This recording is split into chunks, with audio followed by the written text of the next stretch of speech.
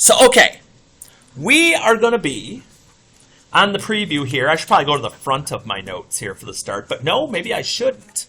Because I look here at my Quiz 3 preview on this last page, and I notice, see, things get titled in here. And you're like, Hardy, why aren't yours done? Which is an excellent question. I know the answer. The answer is I borrowed mine out to somebody and didn't end up getting them back. But as we're looking at these, if you know where to look to get the help, you're going to have that there. So, if I would have had, and I'm going to see if I've got just a second here. This is what pays off by teaching this multiple times during the day. There we go. Because then I can sit there, I can break out my ones that actually are done. And say, okay, so I've got to find something that's similar to this one if I'm trying to get help. So maybe I look and I go, okay, this looks kind of similar. You've got the directions on here no matter what the situation is. So it says distribute where possible. Well, I don't have any distributing. There's no parentheses. So then it says combine like terms, same side of the equals where possible. If for some reason you're missing a section of the notes, it happens sometimes. That's why we always put the dates and things here, because you could go back on Classroom, find the 7th, and everything's going to be right there. So here, I need to find my like terms. And just because something says like terms doesn't mean it goes up in value every time. 6 minus 2, or 6 and negative 2, I get that set.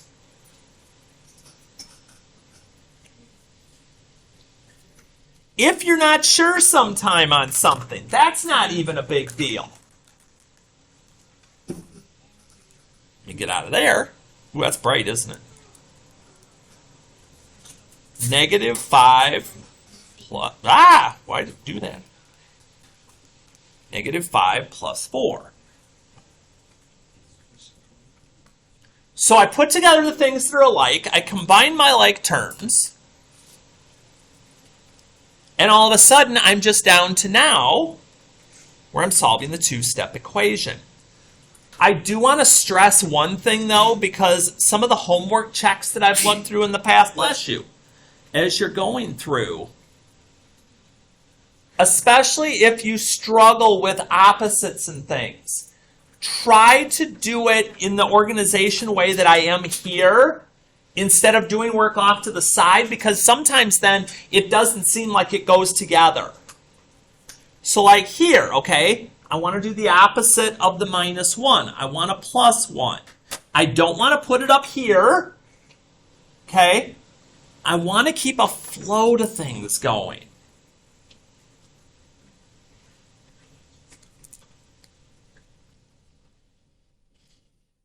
And if I've got my examples, I've got the answer of what to do next right here. I'm going to divide. Again, don't put the divide signs and things to the side. Just literally make your fraction right there. Everything's organized. And we're getting down to the bottom and through. So I've got my help there. I just got to be willing to use it. Now the next one, I have an exact example. That's kind of nice. So I look here and I'm like, hey, those look a lot alike. So I've got to distribute.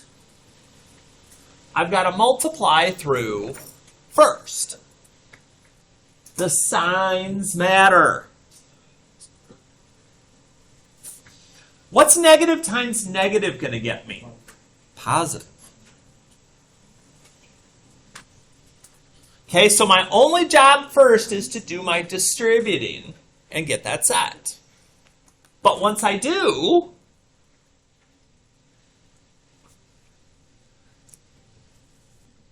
we're back to the world of opposites. The opposite of plus is 2 minus. Show your steps, and I'm hearing way too many voices besides my own. If you want, I can ask some more questions to get you a little more involvement. We can do that. More questions, okay? So what's the opposite of multiplying by -4 going to be? It is. And then just little things, like positive divided by negative being negative. So I'm hoping as you see this and look through it, not only for your homework practice that you could turn in and get points for, but also for dealing with some of these where, again, you look and you're like, okay, this kind of looks, but it's that kind of looks like the first one again.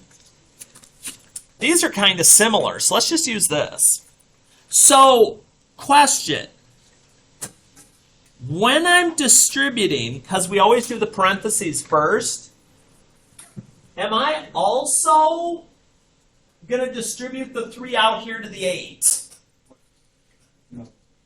Nope. Don't want to distribute the 3 to the 8. It's not in the parentheses. So when we're doing this one, 3 times x, don't lose your x. 3 times 1 is 3.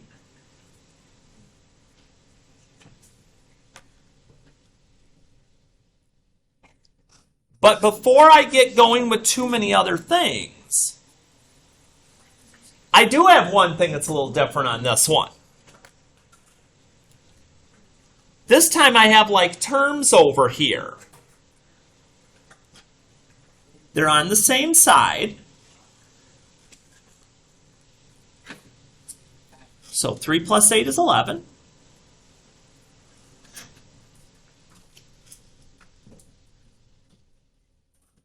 And now we're back into two-step world again.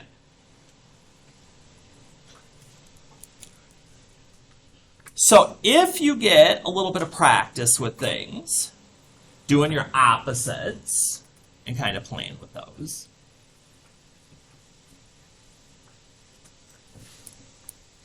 it gets to a point that you can kind of just flow straight through.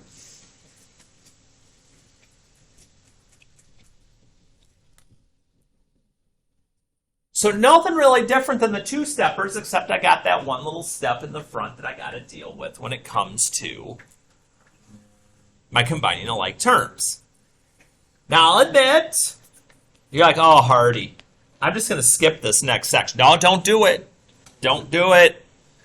The rate conversions, don't skip them. It's not worth all that. Okay? Rate conversions.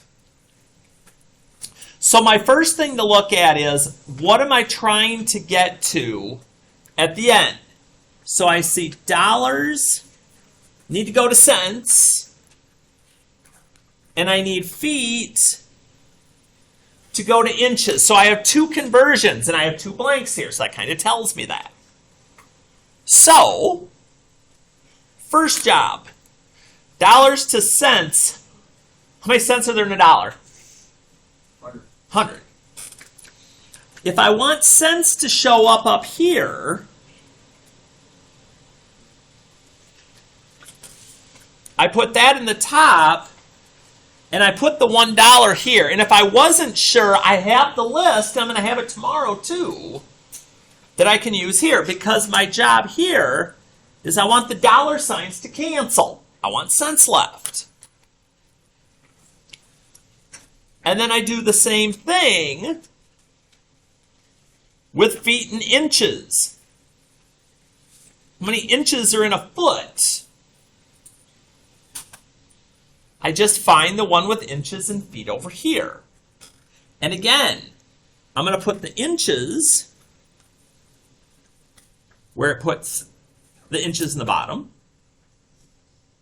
So 1 foot is 12 inches. And the feet cancel. And so once I've done that and I see I got cents in the top and inches in the bottom, actually let's grab this. We're going to multiply straight across. So 6.50 times 100 times 1. And then here across the bottom, 1 times 12. But you'll notice, you're like, wait a minute, I did all the canceling. Why is there still a blank here? Oh, I even was nice and put the conversions over here. That's nice of me. Didn't even notice. So here, this number on the bottom at the end always needs to be 1. So we're going to do 650 divided by 12. And yes, you can get a decimal. We'll just go to a couple of decimal places here.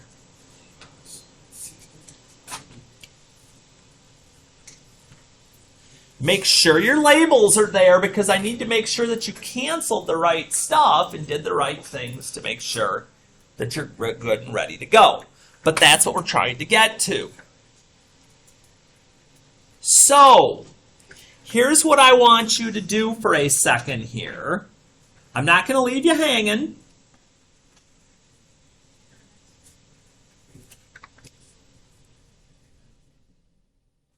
I'm going to set you up like this, like you had on the first one. All the measurements you need, well, not all of them. Let me do one more thing here. So check those. I'm going to freeze screen for a minute. Make the conversions using the one like you did in number 1 up above. And then I will be back in a moment to try and see if we've got this or if there might be something we need to tackle a little more.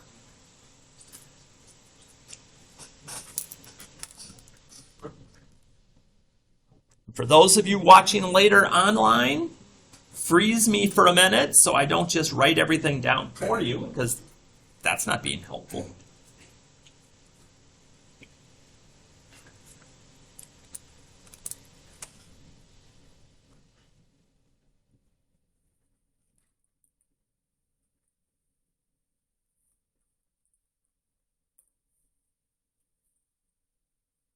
So 2 conversions to make, and then remember that last step is to get that last fraction where you'd have your 1 minute on the bottom and everything else rolling up top.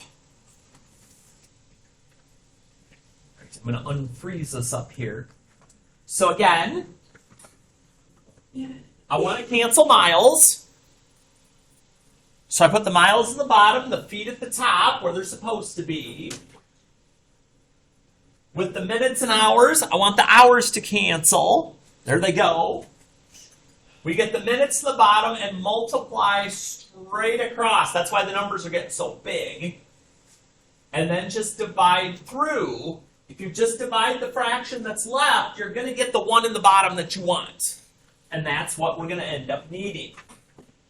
So again, you'll have some of the help in a box tomorrow like this, but you're also going to have your note sheet. So you're going to have all the conversions there that you would need. You just got to put them in the spots so things cancel correctly for you. Like, Hardy, are we there yet? Almost. Okay.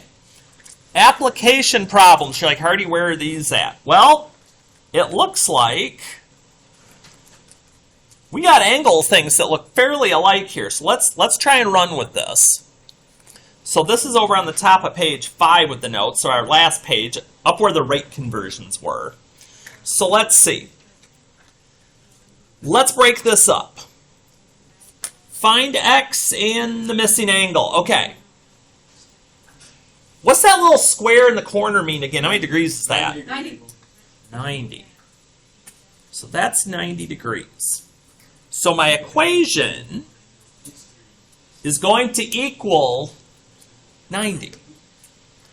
So what that tells me is that this angle 2x plus 5.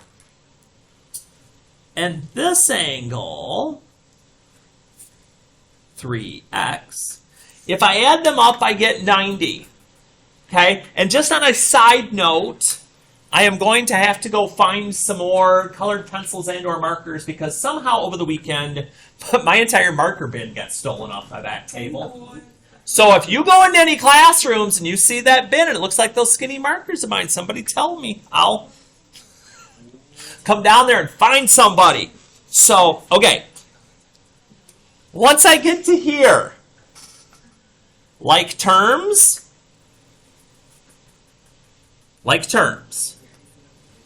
put them together. And we're back to the same two-step equations that solve everything for us. Box in that x value. Keep doing opposites. And if you're feeling good, work ahead of me. Be like, I'm going to get done before Hardy is. You very well might. But you're going to have, just like you do on this, an exact replica of what you should be doing for tomorrow. Now, great that we got to X. I mean, it's algebra class. We get to X. We're normally really happy at this point. But I want to know what angle WYZ is, okay? In this case, my purple angle. So whatever expression you see there, you're going to start writing it until you get to X. Once you get to X, you're going to substitute the X value in, and then it's up to you. If you can do it in your head, do it in your head. If you're like, not feeling that, okay, put it in the calculator.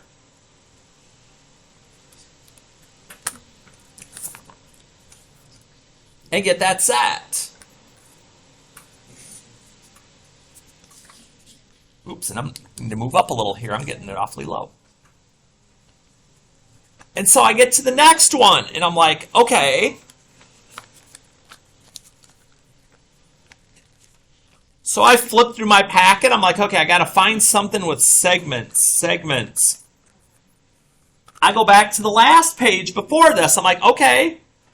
They gave me the total length, and it looks like, since I put my examples down, that I'm going to add these two up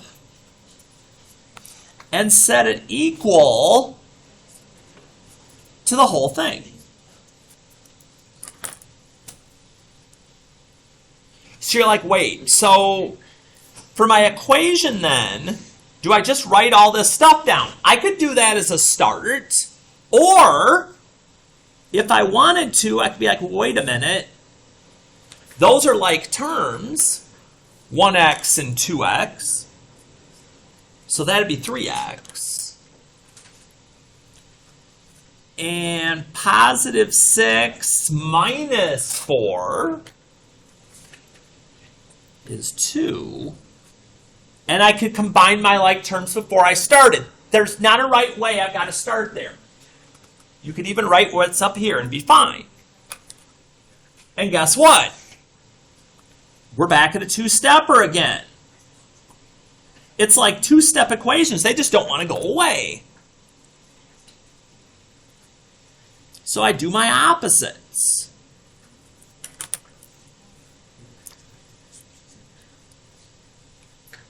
And my opposite of multiply is to divide. Okay, I got the whole replica there ready to help me out. But then I do have to be careful because it just wants nm. So here is my part of my segment that is nm. So x plus 6, x plus 6. And I find my segment. If I'd have asked you to find MJ, we just would have stuck in the 8 where the X is with the 2. Other than that, nothing too bad. And so the next one then says midpoint, and again, I have a problem that says exactly like it. Hopefully we've written down all the things.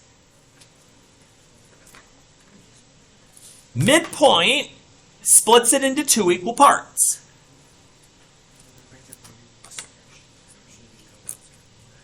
There's my equation.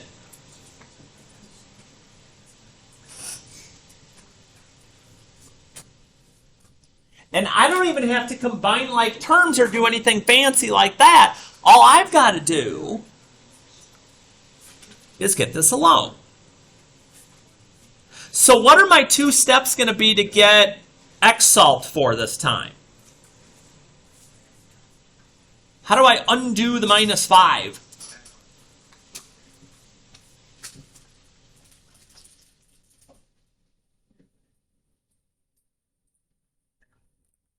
Okay, that first step is plus minus. The second step usually will be divide. It may be multiply in a case now and then.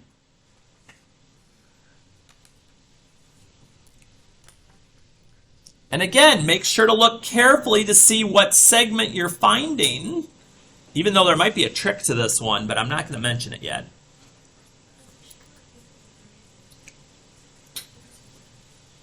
Start writing your expression. When you get to X, plug in the number.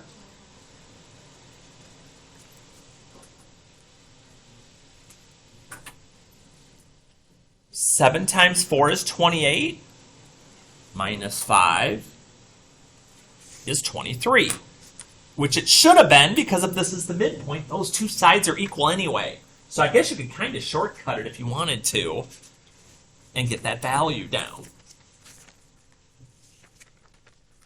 And even though we probably don't need it at this point, maybe we do. Let's see. Okay, 2-step equations. So you're like, let's see here, Hardy. What have you got here? Now, ooh, I don't like that. That's kind of got a fraction in it. Let's find something. You're like, but Hardy, that's an inequality. Why are you having me use an inequality for a fraction? Because the steps are going to get me to the same place. First job, get the X by itself. This is no different than what we've been doing. And it's important to show your steps not only because it helps you organize your thoughts and get towards the answer, but if you make a boo-boo somewhere in the middle, it lets me find some ways to give you points still. Now, fraction. Notice over here when we had the fraction, even though you can't see it real well, it was 2 over 3. We multiplied by the number in the bottom to both sides. That's what we're going to do here. Do not try to get cute.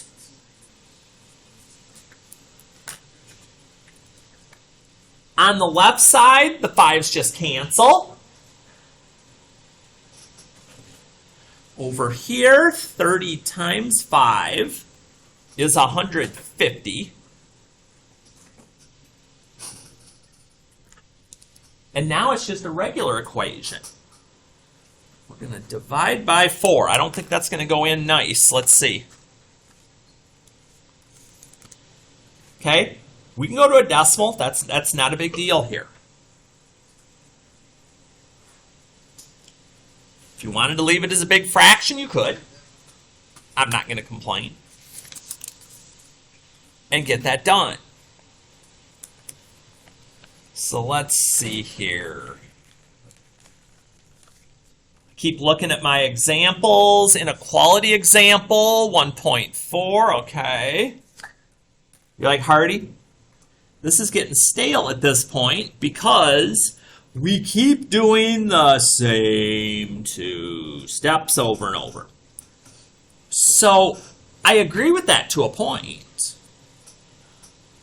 And once we've got it locked down well enough, I think we're going to be able to kind of breeze and have it go away. But this one gets a special difference. Notice there's an arrow now. Do not turn that into equals. We can't switch those back and forth. Since I'm multiplying by -4, we're going to divide by -4, and if I've taken good notes, or if I didn't before, I could even now, I've got to make sure if I divide both sides by a negative, that I flip my arrow the other way. Because otherwise, I got the wrong half of the answer. And again, we don't want to lose partial points and think, shh.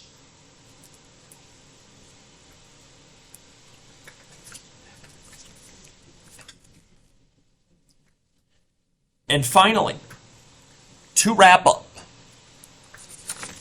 translating expressions. Well, we're going way back in the time travel here.